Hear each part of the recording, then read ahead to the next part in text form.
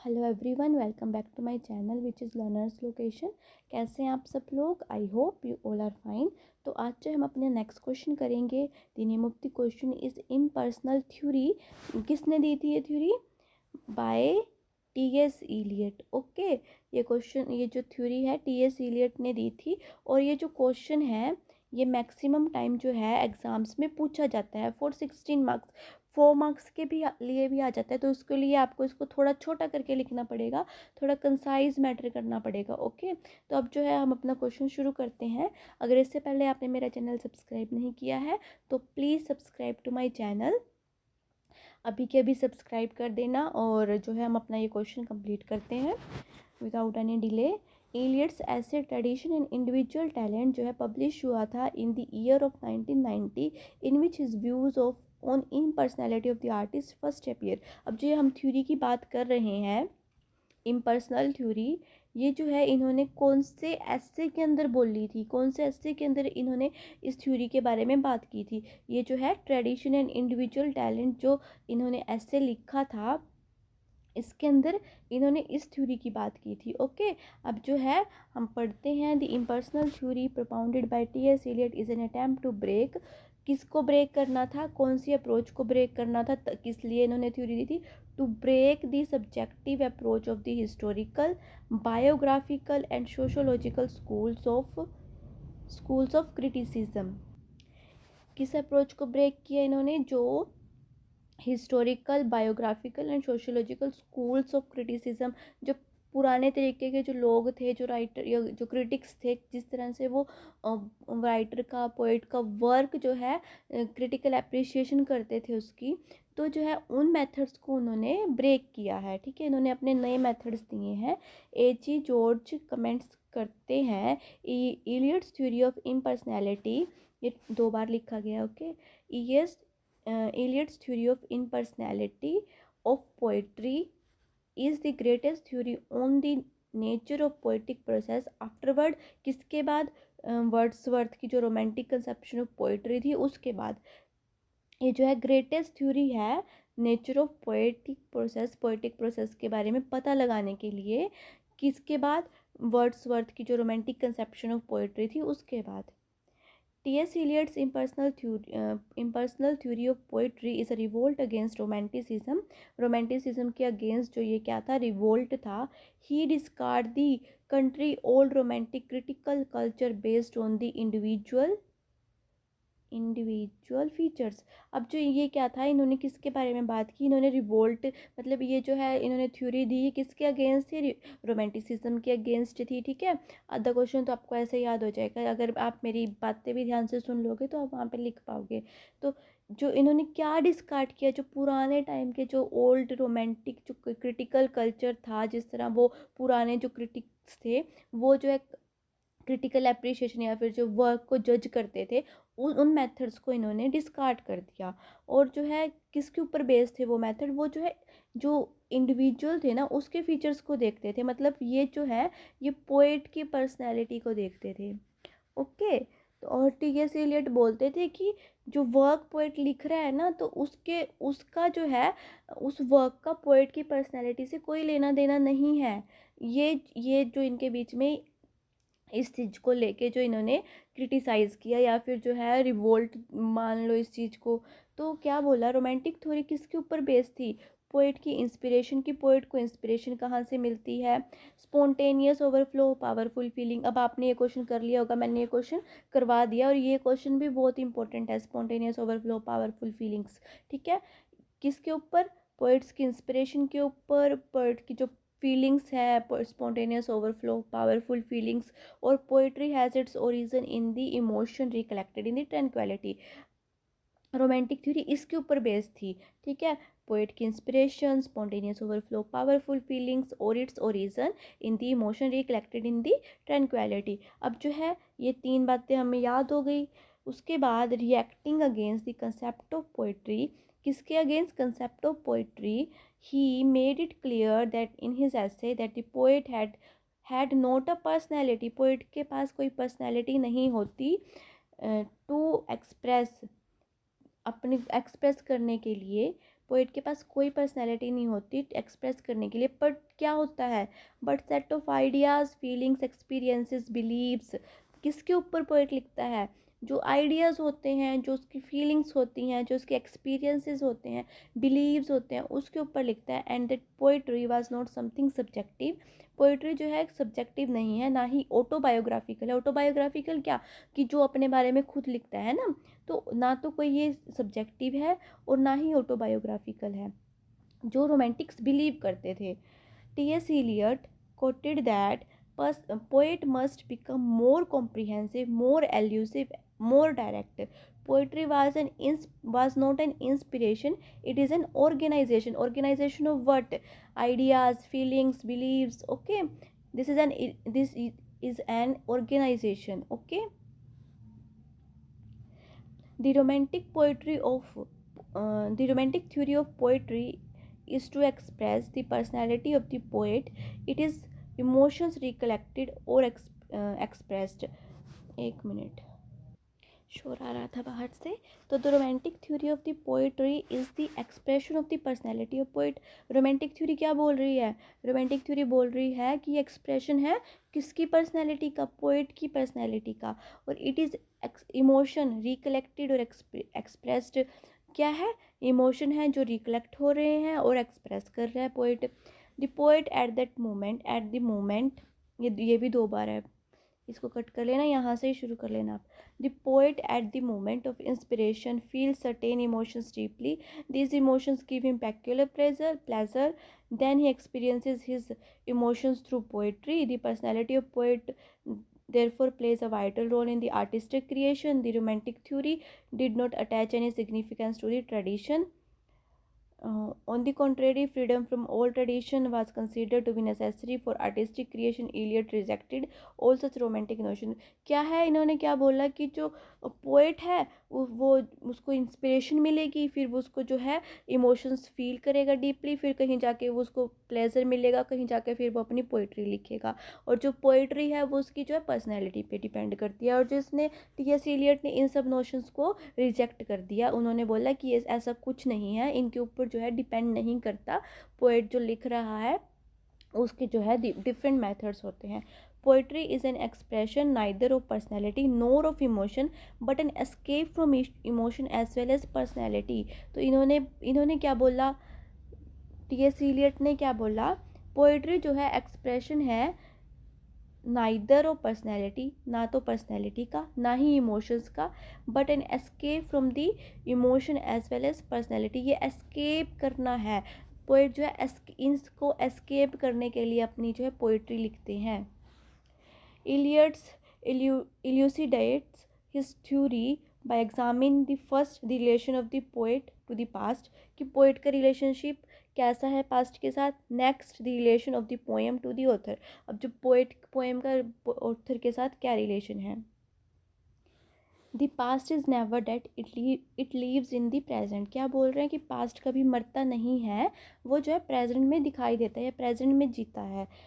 As all poetry whether written in the past or being written in the present is a living whole, no poem is to be or can be viewed in isolation or as an unrelated identity.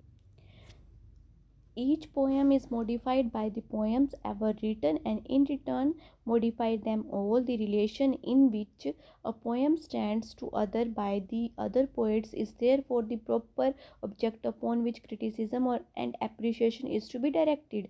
Another field which is to be explored by the critical activity is the relationship of the poem to the poet himself.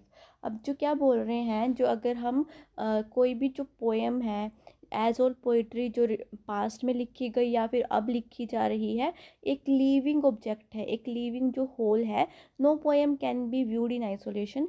कोई भी poem जो है isolate करके नहीं लिखी जा सकती। और जो है अनरिलेटेड आइडेंटिटी, जिसके अंदर हम जिससे जो है जो ऑडियंस है रिलेट ही ना कर पाए, वो कोई वर्क नहीं है। Okay, The relation in which the poem stands to other by the poets is therefore the proper object upon which criticism and appreciation is to be directed.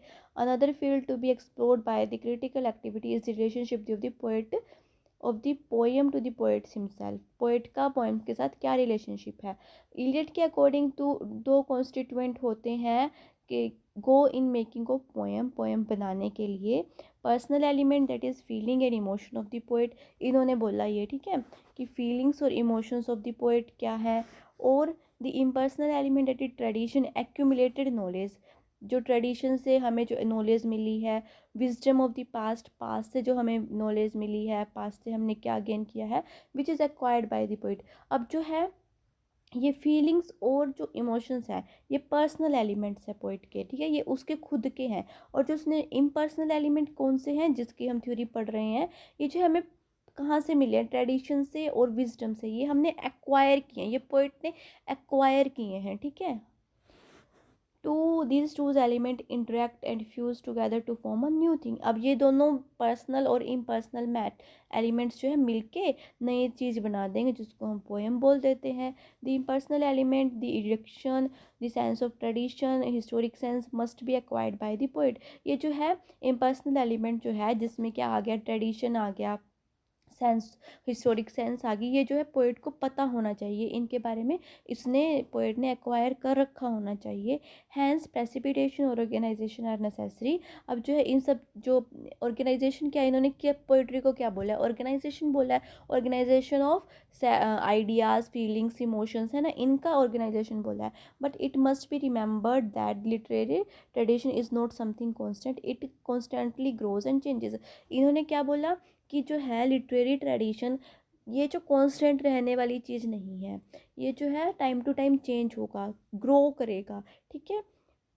जो हमारे पहले जो राइटर्स थे, पहले जो पोइट्स थे, वो अलग तरीके से लिखते थे। अब वाले जो हमारे कंटेम्प्रेरी चल रहे हैं पोइट्स या राइटर, वो जो है डिफरेंट तरीके से लिखते हैं। तो इन्होंने यही बोला है कि ये जो लिटरेरी डिवाइसेस हैं ये चेंज होते रहते हैं, ये कांस्टेंट नहीं रहेंगे। When a really good work of art is created the whole existing order is altered. अब जो है कोई बहुत अच्छा वर्क लिखा गया तो उससे क्या होगा, जो पूरा जो ट्रेडिशन है, पूरा जो ऑर्डर है वो चेंज हो जाएगा। और in this way poet is altered by the present and present is past, this is past, past is altered by the present and present is altered by the past. इसी तरीके से present जो है past से altered हो जाएगा और past जो है प्रेजेंट से ऑल्टर्ड हो जाएगा, क्योंकि ये जो चेंज होता रहता है ना, नया आइडिया आएगा, नए टाइप से लिखना शुरू करेंगे, ठीक है, तो वो जो ऑल्टर होता रहता है। Eliot gives emotion on the inferior place to the thought and feelings।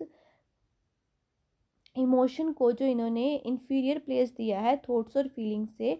Poetry note poetry and note expression of emotions is not an expression of emotion, it is escape from personal emotions। ये क्या है, poetry जो है इन्होंने बोला is not an expression of emotions, क्या है ये, एस्केप है इमोशंस का। और जो सिग्निफिकेंट इमोशंस होते हैं has a place in art, art के अंदर इनका प्लेस होता है। That is emotion which has its life in poem.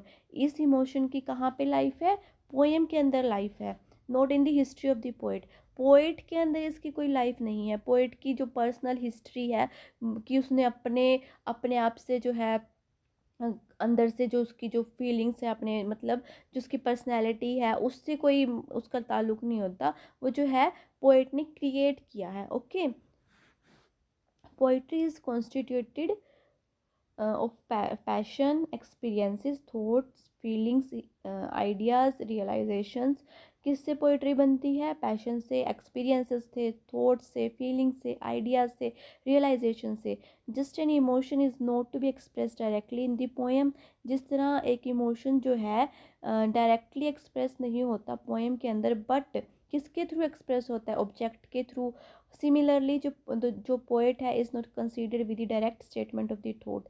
उसी तरह जो पोएट है उसको हम डायरेक्ट जो है स्टेटमेंट, जो थॉट है स्टेटमेंट का, उसके साथ हम रिलेट नहीं कर सकते, but only with an emotional equivalent thought. Emotional equivalent thought के साथ हम पोएट को रिलेट कर सकते हैं, ना कि जो स्टेटमेंट है, जो थॉट की स्टेटमेंट है उसके साथ। Here the Eliot compares creation of poetry with chemical reaction. Chemical reaction के साथ कंपेयर किया है। जब एक कैटलिस्ट क्या होता है, कैटलिस्ट किसी रिएक्शन को आगे बढ़ाने के लिए यूज़ होता है। जैसे इन्होंने किसका एग्जांपल दिया है, कैटलिस्ट लाइक प्लेटिनम जो है इन्होंने कैटलिस्ट लिया है और किसके साथ is introduced into the mixture of oxygen, oxygen और सल्फर डाइऑक्साइड का मिक्सचर है, क्या बनाने के लिए, सल्फ्यूरस जो बनाने के लिए, सल्फ्यूरिक एसिड जो बनाने के लिए इन्होंने यूज़ किया है। The platinum how ever does not undergo any chemical change, जो प्लेटिनम है वो केमिकल चेंज के अंडरगो नहीं जाता, मतलब वो जो है रिएक्शन को बढ़ाता है विदाउट अपने ऊपर कोई जो है रिएक्शन रिएक्शन लिए बिना, ठीक है। It's remain passive, neutral and in unchanged, unchanged रहता है, नेचुरल न्यूट्रल रहता है, क्या होता है ये, चेंज नहीं होता, केमिकल चेंज नहीं आ, जो केमिकल चेंज नहीं होता इसके अंदर, और ये हमेशा पैसिव रहता है, न्यूट्रल रहता है और अनचेंज रहता है, मतलब ये जो है रिएक्शन को आगे बढ़ाने के लिए काम आता है और इसका कोई काम नहीं है। The mind of poet is the piece of platinum, किसके साथ कंपेयर किया है, कैटलिस्ट के साथ कंपेयर किया है पोएट का माइंड, ओके, पोएट के माइंड को कैटलिस्ट के साथ कंपेयर किया है। It does not undergo any change in the process of composition, ये इसके ऊपर कोई चेंज नहीं आता, ये एज इट इज़ रहता है, okay. Thus the poem has no relationship to the poet's personality, poet की पर्सनैलिटी के साथ जो है कोई रिलेशन नहीं है, किसका, पोएम का। So in Eliot's theory of impersonality in the poetry, criticism and appreciation should be directed not upon the poet but upon the poetry, as the poem has no relationship to the poet's personality. तो क्या बोला इन्होंने कि जो Elliott की theory के अनुसार जो है, जो क्रिटिकल अप्रिशिएशन होगी या क्रिटिसिज्म होगा वो जो है पोएट के ऊपर नहीं रखना, पोएट से रिलेटेड हमने क्रिटिकल अप्रिशिएशन नहीं करना, जो है जो उसने वर्क किया है पोएम का करना है, क्योंकि पोएम जो है पोएट की पर्सनैलिटी से डिफरेंट है। He rates his theory by few examples. The artistic emotions evoked by Dante in his treatment of episode of Paolo or Francesca is from the actual emotion in the situation. Poets attacks the metaphysical theory of substantial unity. He says, poet has not a personality which express, but a medium which is only a medium which combine the peculiar and unexpected way. According to Eliot, the reason of eccentricity in the poem is the attempt to the poet to seek this is seek new emotions to express. He says the business of the poet is not to find new emotions but use ordinary one and in working them up in the poetry. Poet का business क्या है? Poet का business है is not find new emotions, poet का business ये नहीं है कि वो न्यू इमोशंस फाइंड करे but use the ordinary one, ordinary emotions को यूज़ करे एंड इन वर्किंग दैम, और इनको अपनी पोइट्री में वर्क करे उनके साथ। Eliot reject Wordsworth theory of poetry as emotions recollected in tranquility, ये emotions recollected in tranquility जो वर्ड्सवर्थ ने दी थी theory, it is neither emotions nor recollection nor without distortion of tranquility. He believes that poetic process needs concentration of number of experiences and new thing result from this concentration. क्या बोल रहे हैं कि जो इन्होंने recollection of emotion in tranquillity का formula दिया या इन्होंने बोला कि ये सब नहीं है पोइट्री का, मतलब क्या बोला, poetic process need concentration, concentration के बाद जो है किसका कंसंट्रेशन, जो इन्होंने एक्सपीरियंसेस किए थे उसका कंसंट्रेशन। अब उसके बाद क्या, जब हम एक कंसंट्रेशन करेंगे, सोचेंगे इनके बारे में, तो नई चीज़ जो बनेगी उसको जो हम पोइट्री बोलेंगे। Thus, we can say that the theory of impersonality can be achieved only when poet surrenders himself completely to work. जब poet अपने आप को work को surrender कर देगा। Poetry is excellent words in excellent arrangement और excellent meter. Poetry क्या है, excellent words होने चाहिए, excellent उसका arrangement होना चाहिए, words को अच्छी तरह arrange कर रखा होना चाहिए, और जो उसके अंदर जो literary devices हैं, meters जो है excellent way में use होने चाहिए। ओके गाइस, हमारा ये क्वेश्चन कंप्लीट हो गया। अब जो है हम नया क्वेश्चन करेंगे पेपर 5 जो है लिटरेचर का और जेंडर का जो पेपर आई थिंक, उसमें से हम नया क्वेश्चन करेंगे female solitary in the female in the colour purple के अंदर जो थीम है वो हम अपना क्वेश्चन करेंगे, ठीक है। तो अब जो है आप मेरा चैनल सब्सक्राइब कर देना, और अगर आपको कोई और क्वेश्चन चाहिए जो इम्पोर्टेंट है, आप मेरे को एक बार कमेंट सेक्शन में लिख देना, मैं वो आपका अपलोड कर दूँगी। Okay, thank you for watching.